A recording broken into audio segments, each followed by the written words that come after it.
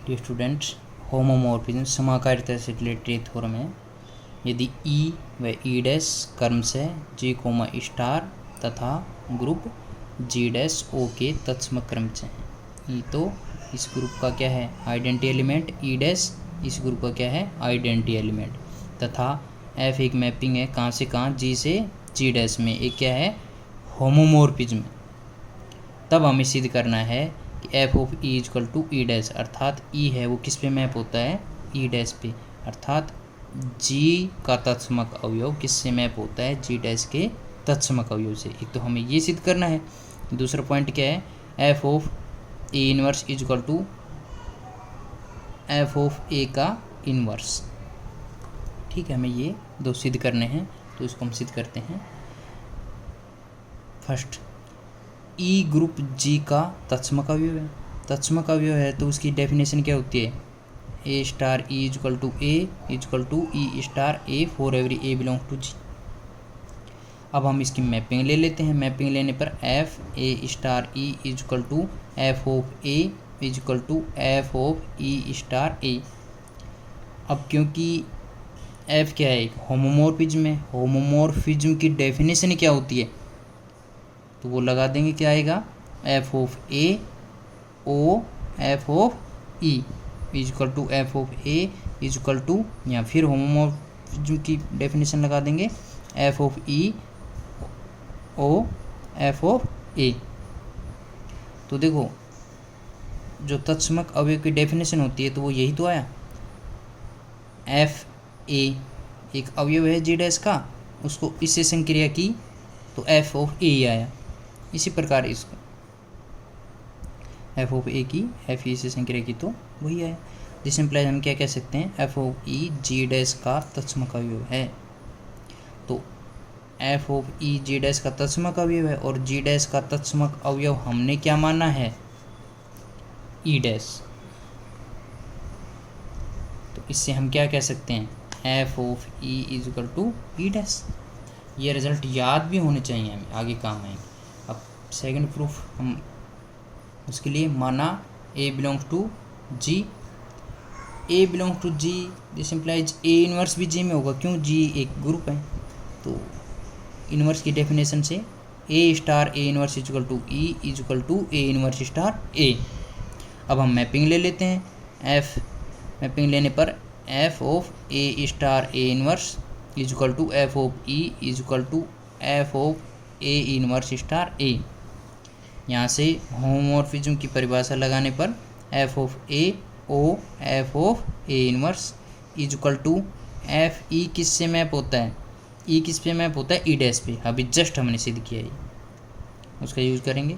Is equal to f of a inverse star, ये star नहीं आएगा क्योंकि यहाँ संक्रिया जी डैश की आती है, क्योंकि एफ लगते ये एलिमेंट किसका, जी डैश का, ये भी जी डैश का, ओ संक्रिया है। ठीक है, तो इन्वर्स की डेफिनेशन क्या होती है कि एफ ऑफ ए का इन्वर्स क्या होगा, कि उसको किस से संक्रिया करें, तत्सम का अवयव आ जाए। तो इसको एफ ऑफ ए इन्वर्स से संक्रिया करने पर क्या आ रहा है, तत्सम का अवयव।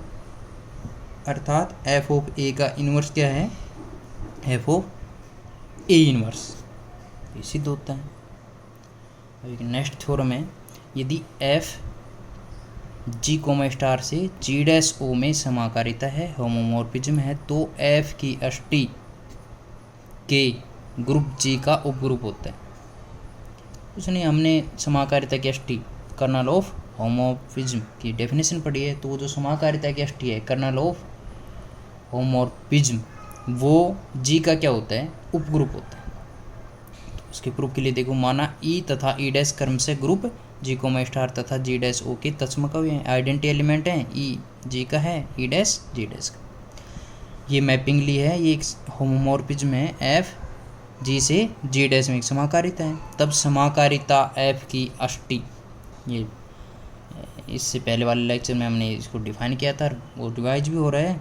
के इजक्वल टू क्या होता है, x belong to g such that f x equal to e dash.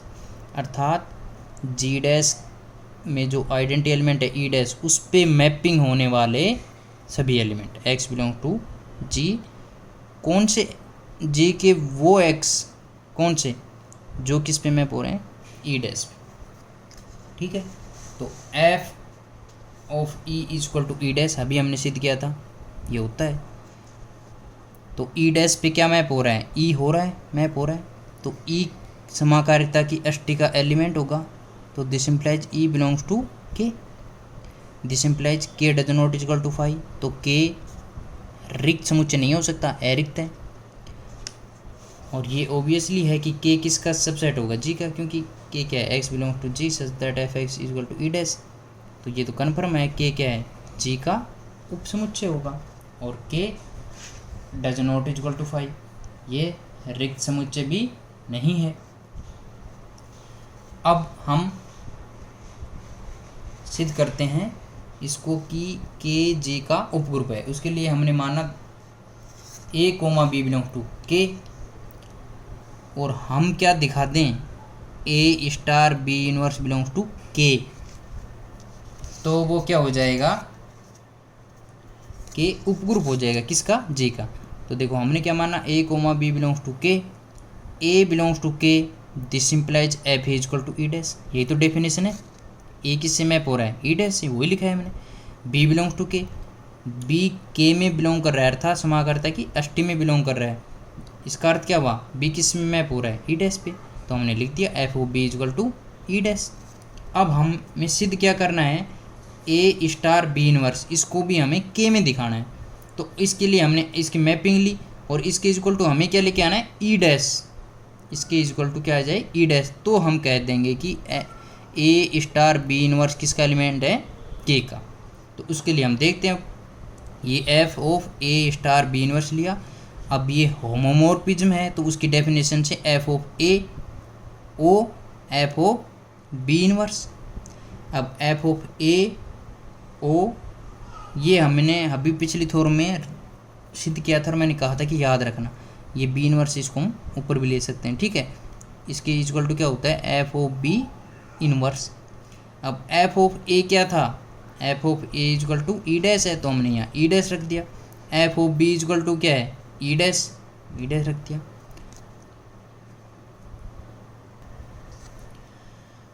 तो यहाँ क्या होगा, देखो e dash o, e dash का इनवर्स, देखो इसका इनवर्स आइडेंटिटी एलिमेंट का इनवर्स आइडेंटिटी एलिमेंट ही होता है। तो e dash o, e dash, e dash की ई डैश से ही संक्रिया करें तो क्या आएगा, ई डैश। तो दिस इम्प्लाइज क्या आ गया, f of a star b inverse, ये लेके चले थे हम, और उसके इक्वल टू क्या आ गया, ई डैश, ठीक है। हम क्या लेके चले थे, f of a star b inverse equal to क्या आ गया, ई डैश, हमें ये लेके आना था। तो इससे हम क्या कह सकते हैं, a star b inverse belong to K, क्योंकि ये किस में मैप हो रहा है, ई डैश पे, तो ये भी समाकारिता की अष्टी में जाएगा। समाकारिता की अष्टी को हमने क्या नाम दिया है, कैपिटल के। तो a star b inverse belong to K. Finally a comma b belongs to K लिया था, this implies a star b inverse belongs to के, दिस इम्प्लाइज के जी का उपग्रुप होता है, अर्थात समाकारिता की अष्टी के ग्रुप जी का उपग्रुप, सब ग्रुप होता है। Thank you.